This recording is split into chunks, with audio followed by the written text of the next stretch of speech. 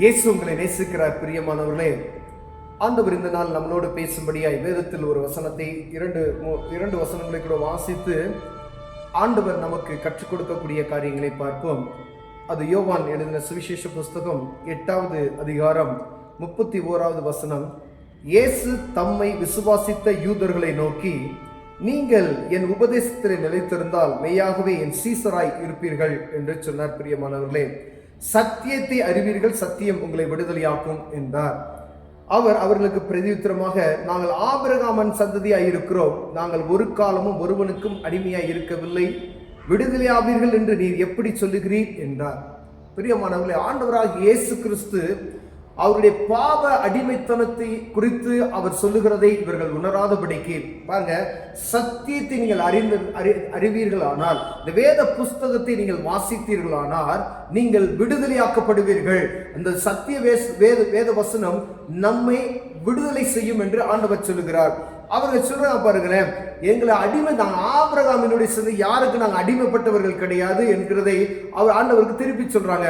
ஆனா ஆண்டவர் சொல்லுகிறார், நீங்க இந்த சத்தியத்தை அறிந்தால் மாத்திரமே நீங்கள் விடுதலையாக முடியும். எப்படிப்பட்ட கட்டுக்குள்ள இருந்தீங்கனாலும் இந்த சத்தியத்தை நீங்கள் அறியும் பொழுது ஆண்டவர் உங்களை விடுதலையாக்க வல்லமையுள்ளவராக இருக்கிறார். பிரியமானவர்களே, அவர்களுக்கு பிரதியுத்தரமாக, நாங்கள் ஆபிரகாமின் சந்ததியா இருக்கிறோம், நாங்கள் ஒரு காலம் ஒருவனுக்கு அடிமையா இருக்கவில்லை, விடுதலையாவீர்கள் என்று எப்படி நீ சொல்லுகிறீர் என்று அவர்கிட்ட ஒரு சண்டைக்கு போறது போல கேட்கிறாங்க. நாங்க அடிமைப்பட்டவர்களை எப்படி நீங்க சொல்றீங்க அப்படின்னு சொல்லி இயேசு அவர்களுக்கு பிரதியுத்தரமாக, பாவம் செய்கிற எவனும் பாவத்துக்கு அடிமையாய் இருக்கிறான் என்று மெய்யாகவே உங்களுக்கு சொல்லுகிறேன். பாவம் செய்கிற எவனும் அந்த பாவத்திற்கு அடிமையாக இருக்கிறான். ஒருவேளை ஏதோ ஒரு இனத்திற்கோ இல்லை ஏதோ ஒரு தேசத்திற்கோ அடிமையான பற்றி சொல்லப்படவில்லை. ஒரு தனிப்பட்ட மனிதனுடைய ஆவிக்குரிய வாழ்க்கைக்கும் அவனுடைய சரீரத்துக்கும் அடிமைத்தனத்தாகிய அநேக விதமான அடிமைத்தனங்கள் இருக்கிறது. சிலர் புகைப்பழத்துக்கு அடிமைப்பட்டு இருக்கலாம், சிலர் பாருங்க குடிக்கு மதுபானத்துக்கு அடிமைப்பட்டு இருக்கலாம், சிலர் பாருங்க டிவி பார்க்கறதுல அடிமைப்பட்டு இருக்கலாம், சிலர் பொய் பேசுவதற்கு அடிமைப்பட்டு இருக்கலாம். பிரியமானவர்களே, வாழ்க்கையில கர்த்தருடைய பிள்ளைகளுக்கு ஏதோ ஒரு அடிமைத்தனம் அவர்களை சூழ்ந்து இருக்கிறதை ஆண்டவர் அறிந்து, நீங்கள் சத்தியத்தை அறிவீர்களானால் நீங்கள் விடுதலையாக்கப்படுவீர்கள் என்று ஆண்டவர் சொல்லுகிறதை நாம் பார்க்க முடிகிறது.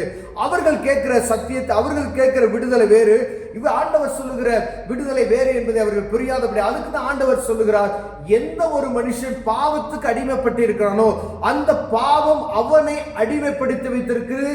அந்த அவன் அந்த பாவத்துக்கு அடிமைப்பட்டவனாய் காணப்படுகிறான் என்று வேதம் சொல்லுகிறது. ஆண்டவராக இயேசு கிறிஸ்துவே இதை சொல்லுகிறார். அடிமையானவன் என்றென்றைக்கும் வீட்டிலே நிலைத்திருக்கிறான், குமாரன் என்றைக்கும் நிலைத்திருக்கிறார்.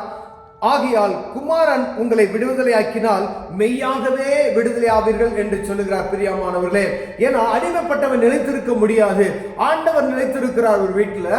ஆண்டவரை நீங்கள் நோக்கி பார்க்கும் பொழுது, ஆகையால் குமாரன் உங்களை விடுதலையாக்கினால் ஒழிய மெய்யாகவே விடுதலை ஆவீர்கள். வேற எந்த ஒரு காரியமும் விடுதலை செய்ய முடியாது. பிரியமானவர்களே, ஒரு பாவத்தில் நீங்க அடிமைப்பட்டு இருக்கிறீங்கன்னா, ஒரு டாக்டர்கிட்ட நீங்க போறீங்க, அந்த டாக்டர்கிட்ட போய் நீங்க ஒரு மாத்திரை எடுத்துக்கொள்கிறீர்கள் என்று வைத்துக் கொள்ளுங்கள். இதை நீங்க உடல் விளைவினத்துக்கு எடுத்துக்கொள்ளப்படுகிற மாத்திரை மருந்துகள் அது உங்களுக்கு வேலை செய்யும். ஆனா பாவத்துக்கு அடிமைப்பட்டு இருக்கிற ஒரு மனிதனை நீங்கள் மாத்திரை மூலமாயோ இல்ல எந்த ஒரு காரியத்தின் நிமித்தமோ அவனை விடுதலை செய்ய முடியாது. ஒருவேளை மதுபானத்துக்கு அடிமைப்பட்டு இருக்கிறவர்களை எங்கெங்கோ கொண்டு போய் விடுறாங்க, அவங்க எப்படியாவது கொஞ்ச நாள் திருந்தி வருவாங்கன்னு சொல்லி.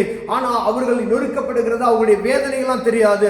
ஆனா பரம தகப்பனாகிய இயேசு கிறிஸ்து கிட்ட நீங்க வரும் பொழுது விடுதலை மெய்யாவே ஆவீர்கள். பிரியமானவர்களே, ஏன்னா நாங்க அதை அனுபவித்திருக்கிறோம். அடிமைத்தனத்திலிருந்து நாங்கள் மீட்டுக் கொண்டப்பட்டவர்களாய் நாங்கள் காணப்படுகிறோம். பிரியமானவர்களே, எவ்வளவு நீங்க என்ன நீங்க ஒரு முயற்சி செய்தாலும், மண்டலங்கள் 48 மண்டலத்துல நீங்க இதை செய்தீர்கள் என்றால் அது சரியா போயின்னு சொல்லுவாங்க. ஆனா விடுதலை ஒண்ணு சொன்னா, பாவத்திலிருந்து விடுதலை கொடுக்கிறதற்கு வானத்தையும் பூமி படைத்த சர்வ வல்லமையிலாகிய தேவனாகிய ஆண்டவர் இயேசு கிறிஸ்து ஒருவர் மாத்திரமே உங்க பாவத்தை விடுதலையாக்க முடியும். என்னுடைய அடிமைத்தனத்தில் இருக்கிற பாவத்தை விடுதலையாக்க முடியும். பிரியமானவர்களே, அது எப்படிப்பட்ட பாவமா இருக்கலாம், என்னால விட முடியல, அதெல்லாம் நீங்க இயேசு என்ற நாமத்தில் நீங்க கேட்கும் பொழுது ஆண்டவர் உங்கள் விடுதலை. வசனம் சொல்லுகிறது, ஆகையால் குமாரன் உங்களை விடுதலாக்கினால் மெய்யாகவே விடுதலை. அதுதான் மெய்யான விடுதலை. ஒரு மனிதன் விடுதலை ஆவதற்கு ஏதோ கொஞ்ச நாள் நல்லா ஆயிட்டு திருப்பி போய் அந்த காரியத்தில் ஈடுபடுகிற ஒரு காரியம் இருக்கிறது பார்த்தீங்களா, அது விடுதலை கிடையாது, பூரண விடுதலை. சுகம்னா பூரண சுகம். ஒரு பாவத்திலிருந்து கிழக்குக்கும் மேற்குக்கும் எவ்வளவு தூரமோ ஒரு பாவத்தை அங்கு அப்படி நான் தூக்கி போட்டு நினைத்து பார்க்க முடியாத தூரம். ஒரு மதுபானத்துக்கு அடிமைப்பட்டிருக்கிற ஒரு சகோதரனா அது ஆண்டவர் விடுதலை செய்தார்னா இந்த கிழக்குக்கும் மேற்குக்கும் உள்ள தூரம் போல அவனை மறக்க செய்கிறார்.